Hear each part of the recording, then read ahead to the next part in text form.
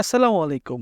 Appropriate preposition এর class 1 এ আপনাদেরকে স্বাগতম। অ্যাপ্রোপ্রিয়েট প্রিপোজিশন বা ফিক্সড প্রিপোজিশন বিভিন্ন সময় বিভিন্ন নাউন, অ্যাডজেক্টিভ বা ভার্বের সাথে মিশে নতুন শব্দ প্রকাশ করা হয়ে থাকে। যেমন এখানটিতে আমরা দেখতে পাচ্ছি he was accused blank stealing the money. তো অ্যাকিউজড শব্দের অর্থ হচ্ছে কাউকে অভিযুক্ত করা বা অভিযোগ দেয়া বা অভিযুক্ত বলে দায় সাব্যস্ত করা।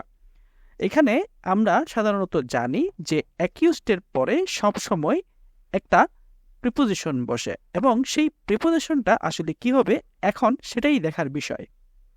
বন্ধুরা, আপনারা দেখতে পাচ্ছেন এখানে হি ওয়াজ অ্যাকিউজড ব্ল্যাঙ্কের ঘরে অফ বসবে, অর্থাৎ অ্যাকিউজড যখন থাকবে তখন সবসময় অ্যাপ্রোপ্রিয়েট প্রিপোজিশন হিসেবে অফ বসবে। তাহলে সেন্টেন্সটা দাঁড়াচ্ছে এরকম, he was accused of stealing the money. আমাদের দ্বিতীয় প্রশ্নটি হলো she is addicted blank coffee. এখানেও অ্যাডিক্টেডের পরে একটি প্রিপোজিশন বসবে।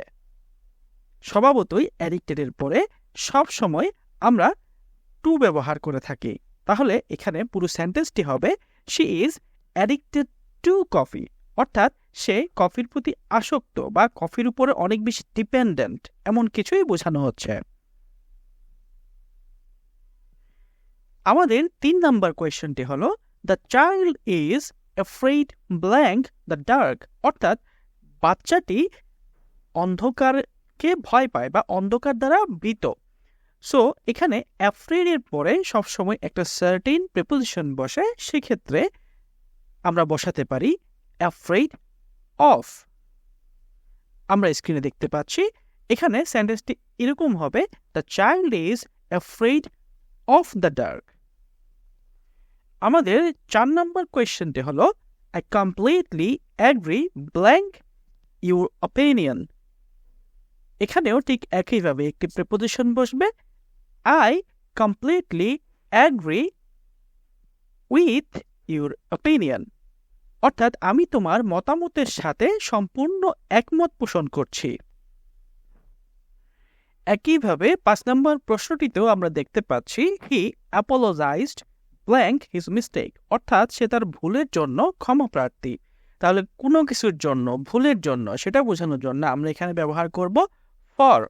তাহলে আনসারটা হচ্ছে he apologized for his mistake. তো বন্ধুরা, দেখে ফেললেন আমরা অতি অল্প সময়ের মধ্যে 5টা প্রিপোজিশন শিখে ফেললাম। আমরা আসলে চাইলে আমাদের নিত্য নৈমিত্তিক বিভিন্ন কাজের মধ্যে আমরা এই প্রিপোজিশন প্র্যাকটিসটা চালু রাখতে পারি। অসংখ্য ধন্যবাদ, সাথে থাকবেন।